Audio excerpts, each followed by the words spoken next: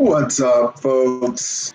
So, quick video. I want to run through one of the Financier strategies that we are implementing in the Student Beauty Fund. And it's really around just how you create the entities, how you do the deal and close the deal when you're buying it. What entities do you want to have, and creating each entity so that you're maximizing the value.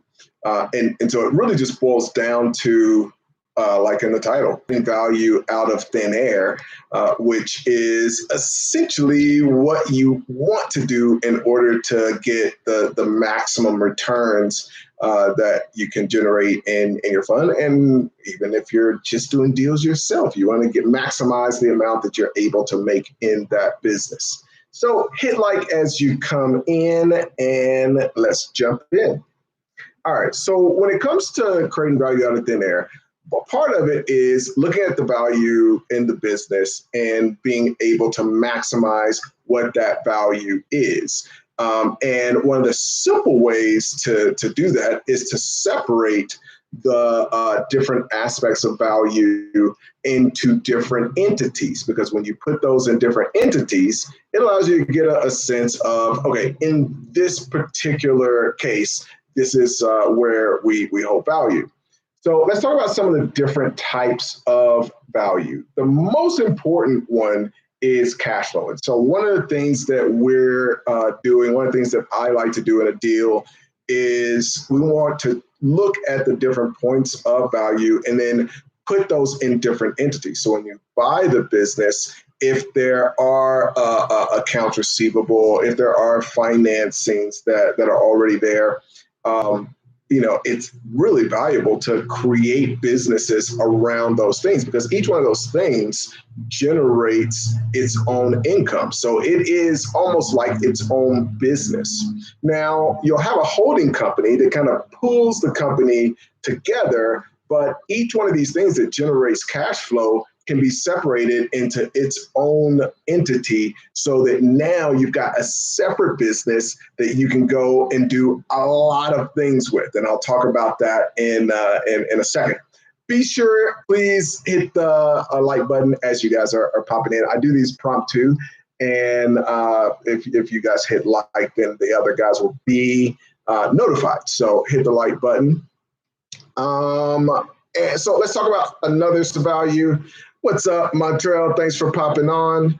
Another source of value is just assets. You could have assets that are in the business. Maybe it is real estate if it's an offline business. Maybe it's databases and those kind of things. And that can become a separate entity that you create, and it has value. That you can, again, raise capital against. Eventually one day you can sell, but it also gets you thinking correctly. And this is one of the things that I love about it, is that when you put these assets into different entities, not only are there some cool strategies that I'll talk about in a sec, but it just on a kind of psychological basis, you start to think about these assets like things to monetize. So you want to figure out, okay, I've got this database. We've got a business right now that has maybe a couple 100,000 followers between the Facebook group and a couple other things, an email list and all that. Well, we do promotions to that group. And one of the places that, as we were talking to the CEO of that business, one of the places that we saw that was a huge opportunity was like, hey, we look back a few months ago and we see, okay, you did affiliate promotion 3 months ago, and that generated all this money. And just promoting that to the list. And it's like, why haven't we done that again? And it's like, I don't know. It just hadn't. And why aren't we looking for more places to do that? And so when you start to separate these things, any business that has that many followers, like that is its own business. That's like an influencer that has their own influencing business where they're selling ads and all of that. What's up, Duval? Thanks for popping on. And feel free to put in some questions. I'll try to, this one does have a specific thing we're talking about, but feel free to plug in any questions and I'll try to answer those before I pop off. But when it comes to the assets, it's easy to think about these things as just being kind of things, a part of the business that you own, as opposed to understanding that this is an asset that could be its own business that should be monetized. And so in that business, that's one of the things that we're doing, because it helps the management team to think about this as, hey, we're going to have a financial report that's just in the social media part of this business, or it could be a podcast, it could be any of these things, but it forces you to start thinking about how, if you're acquiring a business, every business that we acquire has a bunch of different small assets, and you want to maximize what you're getting out of those assets. So those are the two biggest. I mean, the two biggest places that we're looking at value are going to be the assets, and that's not just hard assets. That's all the soft assets. That's IP. That's all these other things that you can,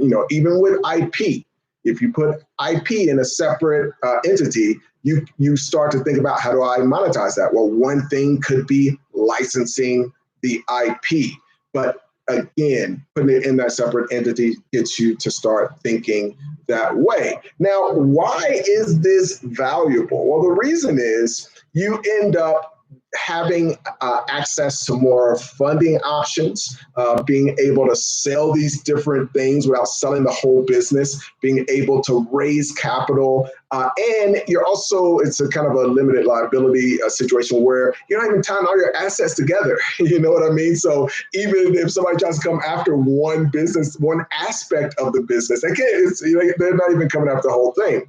Because maybe it was an issue in your info marketing side of the business, which is totally separate from the social media marketing and any hard products or inventory sales, just like e-commerce, all these other things that should be separate businesses. So one of the things that I love about it is that you get different types of investors. So let's talk about getting access to funding. If you go to a bank, one of the things that a bank is going to do is, if all of your assets for that business are in a single entity, they're going to put a lien against the whole entity.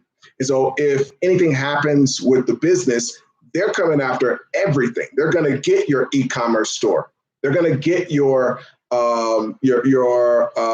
social media, business, we'll call it here. They're going to be able to take any inventory that you have. They're going to get the e-commerce. It's just like every aspect of the business is just in one thing. But if you have those as separate things, even if there is a holding company up top, and let's say you are showing revenue in one of these businesses that's in the info marketing side of the business, and that's all the revenue you need to get approved for that loan, now you can go and get access to that. You could also specify the types of funding that you want to access. And so if you did an SBA loan for the whole entity, you would be excluded from being able to go and get a merchant advance. But by going for the info marketing business and getting access to the SBA loan, and then under the kind of holding company coming to the e-commerce business, and gotta go in a sec, but coming to the e-commerce business and then going after the merchant advance type of financing there, with each one of these things, now you have all of these different types of financing. Then you get into different types of investors. So you come over to that, maybe the asset entity. And there are investors that feel like, hey, I'll invest, but I want to have my money that's up against an asset that if for some reason things don't go right with this deal, I'm able to come after the social media and the assets because I see value in that. And so now that becomes its own separate place. This is how you access the maximum amount of funding. This is like, just very, very cool stuff that you're able to do when you get into these deals. Let's get into selling the business. So now when you exit, you can exit each one of these pieces and maximize the value by being able to go to somebody who's strategic, but you still have the option of selling the whole thing if that ends up being more valuable. So you can, and it helps you in negotiating, because you can tell a person like, hey, now if you want to buy the whole thing, that's going to be at a premium. because I've got somebody who wants to buy this aspect at this high amount, this other part of the business at this high amount, and each one of these is a totally separate business. So it's not like you're pulling these together, and you want to treat them that way. So as an example, what we would do in our art business, is the business I was alluding to earlier, is as we separate those parts of the business, and the info marketing aspect of that business wants to do a promotion through the social media and affiliate and joint venture business that has the database and all that, we still want that business to pay the other business. There's some cool tax things that you can do with this that I won't get into here, but suffice to say, it creates a lot of value, but it also demonstrates like, hey, these things are totally separate, and you can still operate this as its own thing or do business with the other entities. So you're doing a little bit more than just being able to access the capital or sell these things separately. You really are, at the end of the day, building separate entities that have its own intrinsic value that they can bring to market to access loans, access investors, or be able to exit. So let's talk about the mechanics of how you actually want to do this. At the very top, you want to, I think, have a trust, and I am not an attorney, so you shouldn't listen to me about anything having to do with anything legal, but I like having a trust at the top, personally, for me. And then I like having a LLC holding company that buys all the assets of the business that we're acquiring. And then below that, I like to have the different entities for the different value centers that we will kind of build out and grow as separate businesses. Now, the other cool thing about this is you then create value that you can use in the marketplace and by offering stock to other businesses when you do joint ventures. We talked about raising capital and still being able to maintain a controlling interest in all of the entities and maximize what you're able to raise there. But there are some really cool things that you can do, again, between these entities from a tax planning standpoint, in addition to maximizing your access to capital, and finally, maximizing what you're able to exit with. Thanks so much for checking out. Let's see. Thanks for saying hello. Doesn't look like we have any questions, but appreciate y'all jumping on. Talk to you soon. We got one question. All right, I'll answer this before I bounce out. Let's see. Can't see the whole thing. All right, question. What's up, Deral? Now we got the question. We got a few questions rolling in. How do you value the parent holding company with no income when you need to raise money for the first acquisition? So a couple of things. When you're raising money for the first acquisition, it's based on the business. They're going to look at the whole business. So you're not when you're acquiring the business, they're looking at what you're buying as being the income. What you're going to do afterwards is that will go into the holding company as an acquisition. Then you'll take those things and start to separate them, which the holding company still owns 100%. So it's not like you're getting out of what you owe or anything like that there. But what it does is it allows you to get other options for financing. Now, you wouldn't be able to do this if you're doing an SBA loan right off the gap. But that's, you get into the whole idea of this is there's a specific types of financing that you want to do when you're doing the acquisition. Then you want to take those and separate them. And then you want to do the other types of financing where, which is the whole point. If you're doing an SBA loan right off the top, then they got to lean against everything. You want to take it over, then separate, then go after something like the SBA, separate with the merchant advance, and then you're raising some equity capital, blah, blah, blah. Blue Collar Billions, what is up? Thanks for jumping on. Do you think the hotel business is a good investment right now? I have a hotel. It is in Colombia. I'm looking at a hotel. I'm hoping to get some financials that looks like it sounds like it could be an absolutely amazing deal, basically just taking over the build, and it's also international Both deals are overseas or not in the U.S. And it just depends on the deal structure. You know, you want to be able to get a really, in this market, you know, when I'm talking about the second hotel that I'm looking at right now, it's basically like just walk in, no money down, take over things and manage things, right? You know, through this craziness. The hotel that I have, we're at 21% occupancy, horrible. But we've been able to get down to a skeleton crew and we're basically break even. So that is better than I thought it was going to be quite honest. Three Kings, yo, what's up? Thanks for jumping on. Israel Wilson, what is PEFI? PEFI is the private equity fund incubator. And be sure to hit like, guys. As y'all are coming in, please hit like. It's very easy. There's just no reason not to do it. So PEFI is the private equity fund incubator, and it is where we partner with people to start private equity funds. Just did a interview with Curtis. You can check that out on the channel.